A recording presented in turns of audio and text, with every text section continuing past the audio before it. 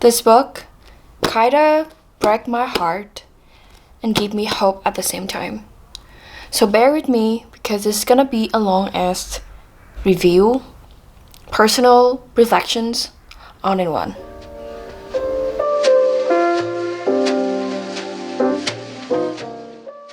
Chào mọi người, mình là An Lê, Hoàng An Lê. Và đây sẽ là video đầu tiên nói về sách của mình. Nếu như mọi người đã theo dõi mình một thời gian rồi á thì mấy bạn sẽ biết là cái video đầu tiên của mình mà mình ngồi xuống nói chuyện là mình nói tiếng Anh. Và trong đó mình có nói là khi mà mình làm kênh YouTube á, thì mình nghĩ là mình sẽ làm một cái kênh YouTube về sách. Tại vì mình đọc rất là nhiều sách và mình muốn chia sẻ nó với những bạn mà cũng đọc sách á. Nhưng mà sau đó thì mình kiểu tự nhiên không có động lực nào để ngồi xuống nói về sách nữa hết. Cho nên là mình đã làm những cái video về những chủ đề khác. Hôm nay thì mình sẽ làm một cái video đầu tiên về cuốn sách, và đó là cuốn Expectation của Anna Hope. Cuốn này thì mình sẽ không spoil. Cái này thì mình sẽ làm một cái review không spoil, cho nên là nếu mà các bạn vẫn muốn đọc thử cuốn sách này thì có thể coi cái video này. Đây là một cuốn tiểu thuyết đương đại xoay quanh tình bạn của ba người phụ nữ Hannah, Kate và Lisa, lấy bối cảnh ở London, và tình bạn này kéo dài hơn 2 thập kỷ. Cái mạch chuyện chính đó là khi mà họ ở cái độ tuổi khoảng 30 mấy, 35, 36 tuổi. Và nó có những cái flashback về cái thời mà họ trẻ hơn, cái lúc mà họ cỡ 20 mấy tuổi. Và nó cũng kéo dài luôn cho tới cái lúc mà họ ở độ tuổi trung niên, khoảng 40 mấy, 50 tuổi. Nói chung đó là một cái tình bạn rất là dài và là một cái tình bạn khá là gập ghềnh. Thật sự thì mình không nghĩ là mình sẽ thích cuốn sách này á. Tại vì lúc mà mình mua là mình kiểu mua đại, mình thấy nó nằm ở trong hạng mục Editor Picks của nhà sách, cho nên là mình quyết định sẽ tin tưởng Editor một lần, là mình pick up cái cuốn này mình mua luôn. Nhìn sơ qua cái bìa thì mình cũng nghĩ là nó sẽ là một cái cuốn sách có năng lượng nữ khá là cao, và đúng thực sự là như vậy. Cái cuốn sách này nó không phải là một cuốn sách về chuyện tình cảm lãng mạn hay là về chuyện tình yêu trai gái. Nó là một mà, đúng không? Tình cảm lãng mạn, tình yêu trai gái.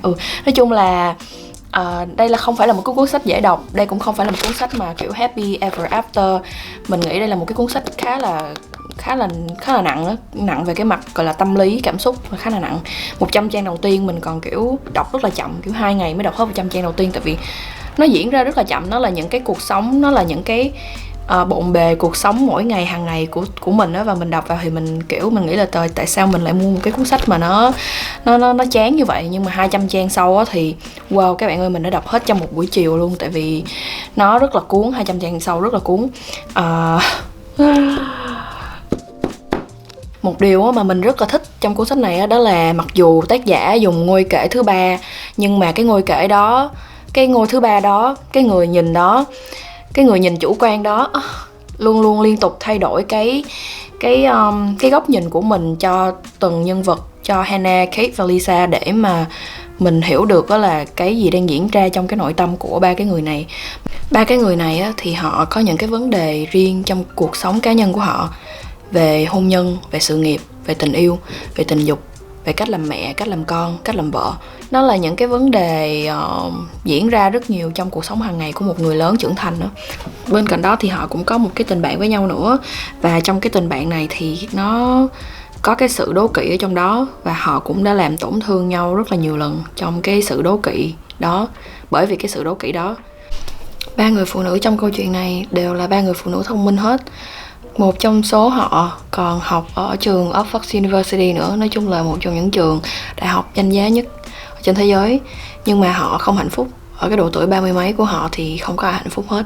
Bởi vì như cái tựa đề của cuốn sách là Expectation đó, thì họ mong đợi quá nhiều vào bản thân mình. Họ liên tục so sánh bản thân mình với quá khứ. Họ nhìn về quá khứ rất là nhiều. Họ tiếc nuối quá nhiều điều trong quá khứ. Và họ cũng sống trong một cái nỗi sợ là mình sẽ không có được hạnh phúc, mình sẽ không có đạt được cái này, đạt được cái kia. Bên cạnh cái sự mong đợi đó thì họ cũng liên tục so sánh mình với bạn bè của mình. Và cái điều đó khiến cho họ trở nên rất là khổ sở. Có một cái câu trong cái cuốn sách mà mình đọc xong rồi mình kiểu như con tim mình thắt lại luôn á. Tại vì nó miêu tả rất là chính xác. Đó là why should it matters what her friends are doing? Why should her happiness be indexed to theirs? But it is, somehow it is. Câu chuyện này thì nó làm mình nhớ tới một chuyện của mình. Đó là cách đây 2 năm thì có một người bạn của mình, một người bạn mình đã từng thân, nhắn cho mình một cái tin nhắn rất là dài. Và bạn ấy xin lỗi mình tại vì hồi lúc mà học lớp 5 á, thì bạn ấy có ghen tị với mình. Và sau đó là bạn ấy đã gọi là nói xấu mình và kêu gọi mọi người tẩy chay mình. Bạn đó còn bảo là bạn đó đã gặp lại mình rất là nhiều lần ở tại vì trường tiểu học là mình sống gần nhau, nhà gần nhau, cho nên là nhiều khi đi chợ thì bạn đó cũng đã thấy mình rất là nhiều lần nhưng mà không dám chào tại vì bạn ấy xấu hổ. Và nhiều lần bạn còn nằm mơ với mình nữa.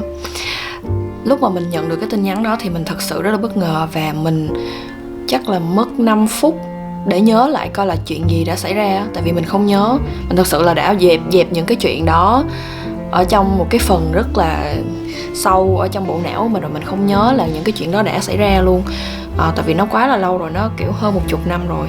Mình cố gắng nhớ lại lý do tại sao mà mọi chuyện lại trở nên như vậy á. Mình cũng không có hỏi bạn đó, nhưng mà mình chỉ nhớ là hồi lớp 5 thì cả trường của mình chỉ có 2 người đậu vào trường chuyên của thành phố thôi, và trong đó có mình. Mặc dù có rất là nhiều bạn thi nhưng mà có 2 người đậu thôi, cho nên mình nghĩ đó có thể là lý do mà mấy bạn đó ghét mình. Hoặc là có thể cái tính tình của mình hồi lúc mà mình còn nhỏ thì nó cũng hơi gai góc.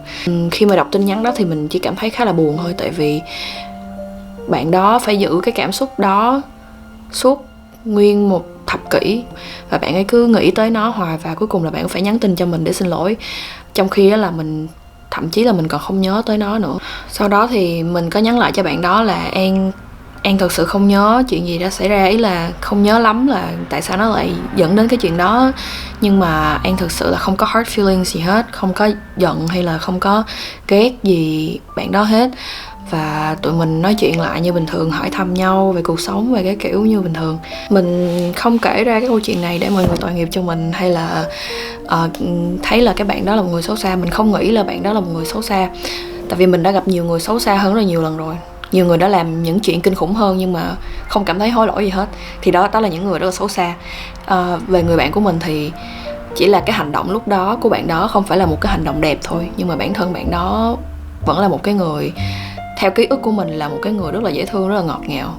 Chỉ có cái lúc đó là nó không có được dễ thương cho lắm thôi. Cái sự đố kỵ, cái sự ghen tị á mọi người, nó giống như là một cái liều thuốc độc vậy á. Cái liều thuốc độc bạn tự chế ra, bạn tự uống và bạn tự chết. Nó không có ai làm gì bạn hết, tự bạn tự biên tự diễn thôi. Đó là khi mà bạn đi học nha, là tình bạn nó đã đơn giản hơn rất là nhiều rồi. Tại vì các bạn nằm ở trong một cái môi trường giống nhau, cho nên nó là cái sự khác biệt nó sẽ không có quá nhiều, mà nó còn có những cái chuyện đó xảy ra nữa. Thì khi mà bạn ra trường và khi mà bạn đi làm á, khi mà hai bạn có cái định hướng cuộc sống hoàn toàn khác nhau thì mọi người sẽ bắt đầu so sánh nhiều hơn. Và theo kinh nghiệm của mình á, thì những cái người mà gần gũi với bạn nhất á, đôi khi lại là những cái người mà dễ ghen tị với bạn nhất. Tại vì họ là những cái người đã nhìn thấy cái sự trưởng thành, nhìn thấy cái sự lớn lên phát triển của bạn, và họ nghĩ là mình biết con nhỏ này từ rất là lâu rồi, tại sao bây giờ nó lại được cái này được cái kia, mình nhớ hồi xưa nó cũng bình thường thôi mà. Đó, thì những cái người mà đã biết bạn từ trong quá khứ lại là những cái người có thể là dễ ghen tị, dễ đố kỵ với bạn nhất. Mình không nói tất cả mọi người đều như vậy. Mình biết là trong cuộc sống thì cũng có người này người kia, và cũng có những cái người bạn thực sự là mong cho mình phát triển và mong cho mình đạt được thành công và mong cho mình hạnh phúc. Và nếu như trong cuộc sống của bạn có những cái con người như vậy á, thì đó là một điều cực kỳ đáng quý luôn. Mình rất là thích cái câu chuyện này, tại vì nó không phải là một câu chuyện trắng và đen, nó là một cái câu chuyện vẫn đang diễn ra ở đâu đó ngoài kia. Ở đâu đó ngoài kia vẫn có 3 người phụ nữ ở độ tuổi 30 đến 35, và họ vẫn có những cái vất vả, họ có những cái cuộc chiến nội tâm của họ như vậy. Mình đồng cảm với mỗi nhân vật một chút xíu ở trong câu chuyện này, nhưng mà nhân vật yêu thích của mình á là Hannah. Nếu như mà bạn đọc sách thì bạn sẽ biết tại sao mình thích Hannah nhất. Nhưng mà cái kết của cái câu chuyện này thì mình nghĩ đó là một cái kết khá là viên mãn rồi. Có nghĩa là 3 người họ cuối cùng ở cái độ tuổi 40 mấy, họ sống cái cuộc sống của riêng họ.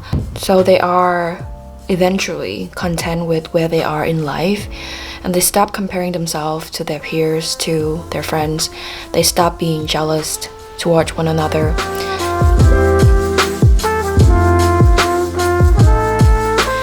Cái cuốn sách này thì nó có một cái năng lượng nữ tính khá là cao. Nó là một cái cuốn sách hơi feminism một chút xíu á, một cái cuốn sách kiểu nữ quyền á. cho nên là nó sẽ không có khai thác góc nhìn của người đàn ông nào hết trong cuốn sách này. Và đa số những người đàn ông trong cuốn sách này đều là những người rất là tồi tệ á. Mình thì mình cũng không mong đợi là cuốn sách này nó sẽ có góc nhìn của người đàn ông đâu, mình không mong đợi chuyện đó đâu, cho nên là mình cũng không có bị thất vọng. Nhưng mà thật sự là sau này thì mình thích đọc những cái cuốn sách mà nó balance hơn một chút xíu, nó nuance hơn một chút xíu, nó có những cái góc nhìn không có gọi là lệch về hướng của đàn ông hay là lệch về hướng của phụ nữ. Sau này mình thích những cuốn sách đó hơn, nhưng mà đây vẫn là một cuốn sách mà mình khá là thích. Mình nghĩ là cái cuốn sách này nó sẽ không phù hợp cho tất cả mọi người đâu. Nếu như mà bạn là một người vẫn thích đọc sách những câu chuyện happily ever after hay là những câu chuyện lãng mạn á, thì cái cuốn sách này chắc là không dành cho bạn đâu. Mình nghĩ nó sẽ phù hợp với những người ở độ tuổi hơi trưởng thành một chút xíu, đã ra trường đi làm, có gia đình, có con, thì nó sẽ dễ kết nối với các bạn hơn. Giờ thì London đang lockdown trở lại, không phải lockdown nhưng mà hiện giờ London đang được chuyển mức cảnh báo từ Tier 2 đến Tier 3, cho nên nó là mình sẽ hạn chế ra đường, mình sẽ chỉ đi ra, có thể là mình đi ra công viên, đi dạo và đi siêu thị thôi, mình sẽ hạn chế hết mức đi ra đường. Cho nên là mình đã mua rất là nhiều sách và mình sẽ ngấu nghiến những cuốn sách này xuyên suốt cho tới năm mới luôn ha. Đó.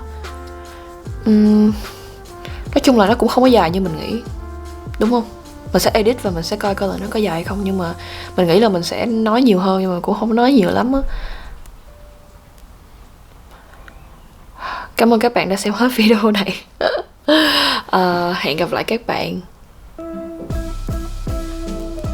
trong thời gian gần nhất.